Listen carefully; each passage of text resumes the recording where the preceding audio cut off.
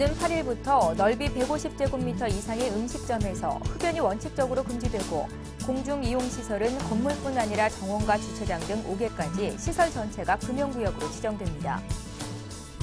글로벌 투자은행들의 상당수가 내년도 한국 경제 성장률은 2%대에 머물고 중국은 8%대 성장을 회복할 것으로 전망했습니다.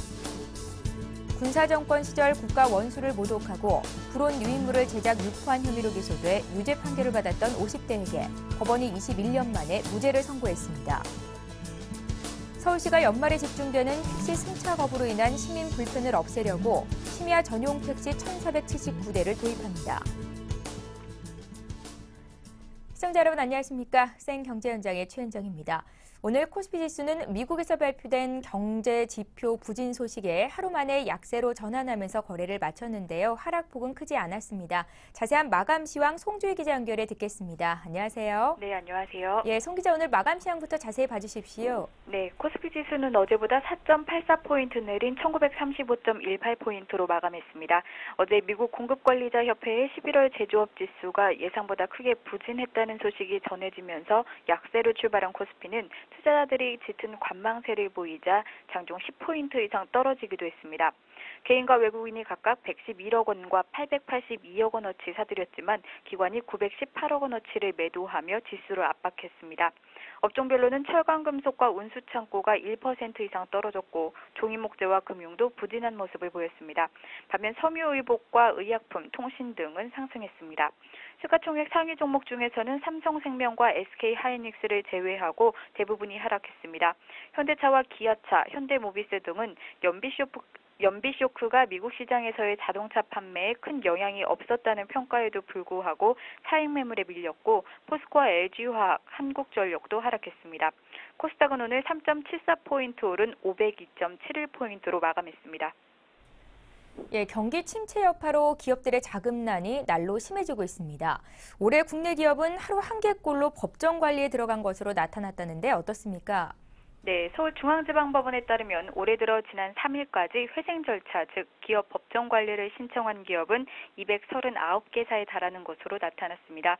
이는 관련 통계가 작성되기 시작한 1998년 이후 최고치이자 글로벌 금융위기 직후인 2009년보다도 23.8%가 늘어난 수치입니다. 올해 들어 주말과 공휴일을 제외한 영업일이 234일이었다는 점을 고려하면 자금난으로 하루에 한 개꼴로 기업이 쓰러지고 있는 셈입니다. 이 같은 법정관리 신청기업 증가는 경기 침체 속에 원화 강세와 원자재 가격 상승까지 겹치면서 기업들의 자금 사정이 어려워지고 있기 때문입니다.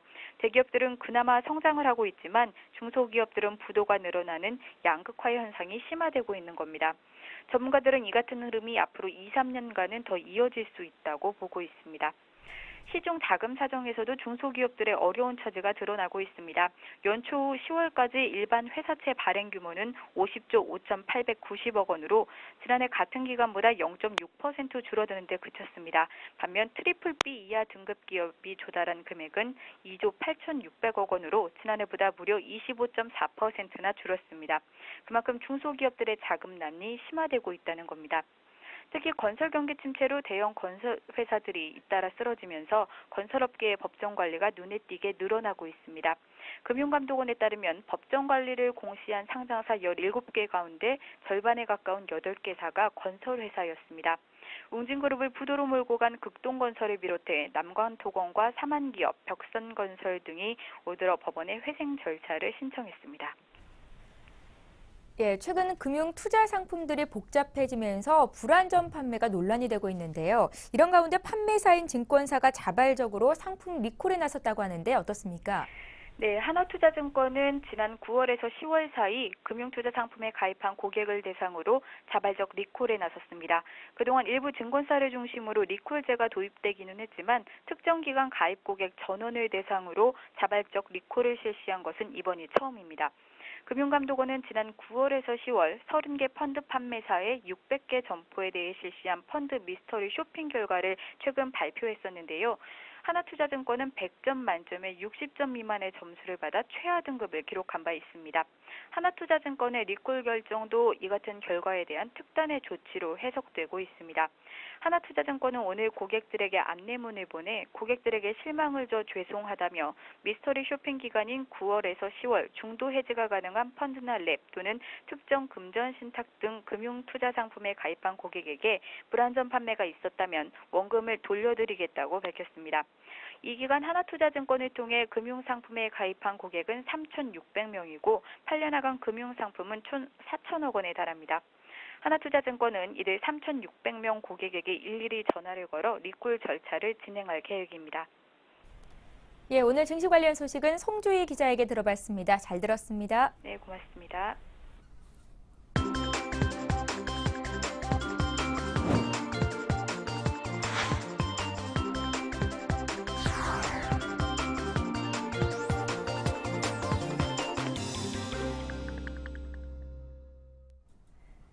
오늘의 주요 뉴스입니다. 오는 8일부터 넓이 150제곱미터 이상의 음식점에서 흡연이 원칙적으로 금지되고 공중 이용시설은 건물뿐 아니라 정원과 주차장 등 5개까지 시설 전체가 금연구역으로 지정됩니다. 보건복지부는 이런 내용을 담은 국민건강증진법과 그 시행령 시행규칙의 개정 조항들이 오는 8일부터 실시된다고 밝혔습니다. 이에 따라 넓이가 150제곱미터 이상인 일반 음식점과 휴게 음식점, 제과점 영업소 등 전국 약 8만 곳은 별도로 마련된 흡연실을 제외한 영업장 전체를 금연구역으로 지정해야 합니다. 이를 어기면 1차 170만 원, 2차 330만 원, 3차 500만 원의 과태료를 내야 하고 고객은 10만 원의 과태료를 물게 됩니다. 또 공중 이용시설과 어린이, 청소년 이용시설은 옥내뿐 아니라 주차장, 화단, 운동장 등을 포함한 시설 전체가 금연구역으로 지정됩니다. 이런 시설들에서는 별도 흡연실에서만 담배를 피울 수 있고 흡연실은 원칙적으로 건물 출입구로부터 10m 이상 거리를 두고 5개에 설치돼야 합니다. 글로벌 투자은행들의 상당수가 내년도 한국 경제 성장률은 2%대에 머물고 중국은 8%대 성장을 회복할 것으로 전망했습니다. 국제금융센터가 세계 주요 투자은행 10곳의 내년도 한국 경제 성장률 전망치를 조사한 결과 노무라가 2.5%로 가장 낮았고 UBS, 메릴린치, 도이체방크, BNP 파리바 등 투자은행의 절반이 2%대를 예상했습니다. 반면 모건스탠리는 3.7%를 예상해 가장 높았고 시티, 골드만삭스, JP모건, 바클레이즈 등은 성장률을 3% 이상으로 예상했습니다. 투자은행들이 전망한 내년도 세계 경제 성장률 전망치 평균은 3.1%로 올해 2.9%보다 0.2%포인트 상승할 것으로 예상했습니다. 그러나 8월 말에 집계한 3.2%보다는 0.1%포인트 낮아진 수치입니다. IB들은 유로존 성장률이 내년에도 마이너스로 예상하는 등 유럽 재정 위기가 지속되면서 세계 경제 성장의 발목을 잡을 것으로 내다봤습니다. 군사정권 시절 국가 원수를 모독하고 불온 유인물을 제작 유포한 혐의로 기소돼 유죄 판결을 받았던 50대에게 법원이 21년 만에 무죄를 선고했습니다. 서울 북부지법 형사 9단독 김경희 판사는 계엄포고령 10호를 위반한 혐의로 기소돼 징역형 집행유예를 받은 박모 씨에 대한 재심에서 무죄를 선고했습니다. 재판부는 신군부가 1979년 12월 군사 반란을 일으켜 1981년 1월 비상계엄을 해제하기까지의 행위는 헌정질서 파괴 범죄에 해당된다며 피고인은 자유민주주의, 국민의 기본권을 위한 헌정질서를 수호하기 위한 정당한 행위를 한 것이라고 판시했습니다. 박 씨는 경희대 재학 중이던 1980년 9월 광주 민주화운동 진압 등에 불만을 품고 전두환 정권을 비난하는 내용의 유인물을 제작해 학교 등에 뿌린 혐의로 기소됐습니다. 당시 서울지법 성북지법은 박 씨에게 징역 1년 6월에 집행유예 2년을 선고했고 박 씨가 항소를 포기해 형이 확정됐지만 지난 10월 박 씨가 재심을 신청했습니다. 서울시가 연말에 집중되는 택시 승차 거부로 인한 시민의 불편을 없애려고 심야 전용 택시 1,479대를 도입합니다. 또 승차 거부가 빈발한 10개 지역을 지나는 시내버스 98개 노선 200대의 막차 시간도 새벽 1시까지 한시적으로 연장하기로 했습니다. 서울시는 송년 신년의 모임이 많은 연말 연시에 시민이 편안하게 귀가할 수 있도록 이 같은 택시 승차 거부 해소 대책을 추진한다고 밝혔습니다. 심야택시는 오후 9시부터 오전 9시 사이에 운행되며 표지판에 쓰인 개인구라는 숫자로 식별이 가능합니다. 서울시는 또 내년 1월까지 승차 거부 집중 지역에 이동 고정식 CCTV를 활용해 승객을 골라 태우려고 장기 정차하는 택시를 집중 단속할 예정입니다. 단속이 적발되면 과태료 20만 원이 부과됩니다. 지식경제부와 산업기술평가관리원은 오늘 경기도 수원시 광교 차세대 융합기술연구원에서 나노융합주간 2012 개막 행사를 개최했습니다.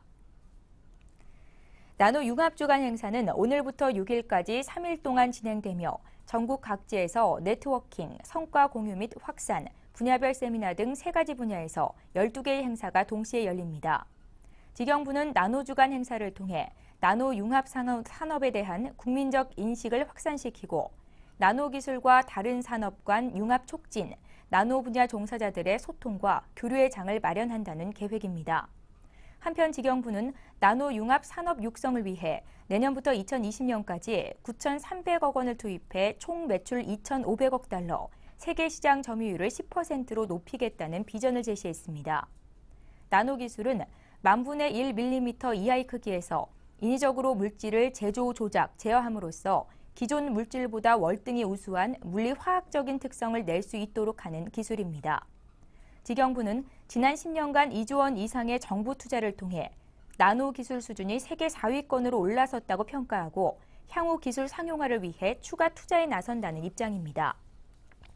또 세부 분야별로 세계 시장 점유율 3위 이내에 들면서 매출 1억 달러, 수출 3천만 달러가 넘는 우수 중소 중견 기업인 나노 자이언트를 20개 이상 육성한다는 방침도 밝혔습니다. 아울러 국제 표준화 작업을 지원하고 부처 간 협의를 위해 나노융합산업지원센터를 운영하기로 했습니다. 한편 오늘 개막식에서 아모그린텍 송용설 부사장이 산업발전에 기여한 공로로 지식경제부 장관상을 수상했고 산업단지 관리공단과 나노융합 산업연구조합이 협력 MOU를 체결했습니다. 후보직 사퇴 이후 열흘 만인 어제 안철수 전 대선 후보가 공개석상에 모습을 드러냈는데요. 그런데 어제 안 후보가 던진 메시지를 두고 오늘까지도 해석이 분분하다고 합니다. 오늘 관련된 자세한 내용을 정치부의 유병훈 기자 연결해 듣겠습니다. 유 기자 안녕하세요. 네, 안녕하세요. 예, 어제 안철수 전 후보의 해단식이 있었는데 그 내용부터 좀 전해주시죠. 네, 어제 서울 종로 공평빌딩 6층에서 진행된 안철수 전 무소속 대선 후보의 캠프 해당식은 차라리 출정식에 가까웠습니다. 문재인 민주통합당 대선 후보로의 지지 발언은 최소에 그쳤고 정치인 안철수의 다짐을 밝히는데 대부분의 시간을 할애했는데요. 초미의 관심사였던 문 후보 지지 표명 여부에 대해선 문 후보를 성원해달라고 했던 제 뜻을 받아달라는 말이 다였습니다. 반면 이 발언에 뒤이어 안 전 후보는 더 이상 대선 후보가 아니지만 국민적 우려를 담아 한 말씀을 드리고자 한다며 지금 대선은 거꾸로 가고 있다고 말했고 분위기는 돌변했습니다. 안 전 후보는 대한민국 대통령을 선출하는 선거에서 흑색 선전과 이전 투구, 인신 공격이 난무하고 있다며 대립 정치와 일방적인 국정이 반복된다면 새로운 미래는 기대할 수 없다고 말했습니다. 현 대선 전국에서의 여야 행태를 싸잡아 비판한 것입니다. 그러면서 그는 오늘의 헤어짐은 끝이 아니라 새로운 시작이라며 어떠한 어려움과 함께하려는 제 의지를 꺾지 못할 것이라고 강조했습니다. 자신의 지지자들이 바라는 새 정치를 위해 제3의 길을 가겠다는 또 다른 의미의 출정 선언문 낭독입니다. 해단식에서의 안 전 후보 발언을 두고 유민영 대변인은 오늘 후보께서는 어떠한 여건에서도 정권 교체를 위해 노력하겠다는 의지와 문 후보를 지지해달라는 분명한 메시지를 전달했다면서 어떻게 문 후보를 도울 것인가는 말씀드릴 기회가 있을 것이라고 했습니다. 그러나 특정 후보 지지를 호소할 수 없다는 법적 제약을 감안하더라도 민주당이 당초 바랬던 지지 수위와는 거리가 있었다는 점은 캠프 관계자들이나 전문가들 사이에서도 이견이 없는 분위기입니다. 예, 안철수 전 후보는 후보직을 사퇴했음에도 불구하고 아직까지 화제의 중심에 있습니다. 사실상 이번 대선에서 마지막 변수라고도 볼 수 있겠는데요. 안 전 후보의 행보 앞으로 어떻게 진행이 되겠습니까? 네, 안 전 후보가 문재인 민주통합당 후보에 대해 소극적 지원에 나서는 동시에 독자 세력화를 추진하면서 대선 이후를 대비할 것으로 보입니다. 문 후보에 대한 지지와 독자 세력화를 동시에 트랙 전략인데요. 안 전 후보 측 핵심 관계자는 오늘 기자와 만난 자리에서 대선이 얼마 남지 않은 상황인 만큼 가급적 이른 시간 내에 문 후보 지원에 나설 것이라고 말했습니다. 다만 지원 방식은 민주당과의 결합이 없는 독자 노선 형태를 고수하고 있는 것으로 입장을 굳혔습니다. 박선숙 전 공동선대본부장은 오늘 캠프가 있던 서울 종로 공평동 빌딩에서 비공개 실무진 회의를 열었는데요. 그 결과 민주당과 공동선대본부를 꾸리거나 캠프 대 캠프식으로 가는 건 고려하지 않고 있다고 유민영 대변인이 정했습니다. 오늘 회의 중반엔 안 전 후보가 전격 참여해 약 20분간 머물면서 일각에서는 문 후보 지원에 대한 입장을 밝히지 않겠냐는 추측이 나왔었는데요. 그러나 유민영 대변인은 회의 후 브리핑에서 오찬 후 잠깐 옛 사무실을 들른 거라며 가타부타한 얘기가 없었다고 전했습니다. 조만간 문 후보를 만날지 여부에 대해서도 아무런 얘기가 없었다고 합니다. 반면 대선 이후의 정계 개편에 대비해서는 독자 세력화를 추진하려는 움직임이 지속적으로 포착되고 있습니다. 오늘 안 전 후보는 서울 역삼동의 한 중국 음식점에서 조영경 단장을 비롯한 18명의 전 국정자문단 위원들과 비공개 오찬을 가졌는데요. 어제 해단식에서 안 전 후보가 새정치를 표방하는 독자 세력화에 방점을 찍은 뒤여서 오늘 오찬이 이를 위한 지지 세력 규합의 차원이 아니냐는 해석이 나오고 있습니다. 예, 안철수 전 후보의 해단식 이후 앞으로의 행보가 어떻게 될지에 대해서 전망해봤습니다. 지금까지 정치부의 유병훈 기자였습니다. 잘 들었습니다. 예, 고맙습니다.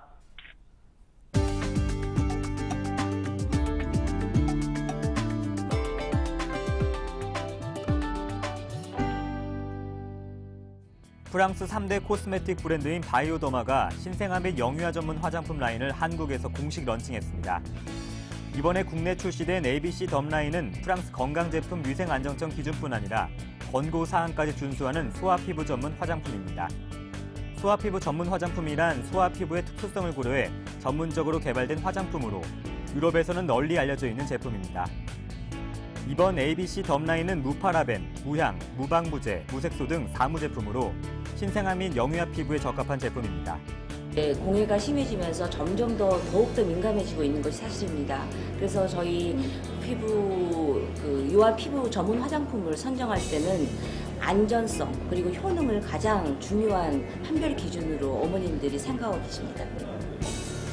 이번에 출시된 라인에는 저자극 클렌징 제품과 아토피 피부를 위한 크림과 보습제 등 다양한 제품이 포함됐습니다. 특히 바이오더마 코리아는 국내 상륙한 지 1주년을 맞아 이번 소아피부 전문 화장품을 선보이게 됐다고 덧붙였습니다.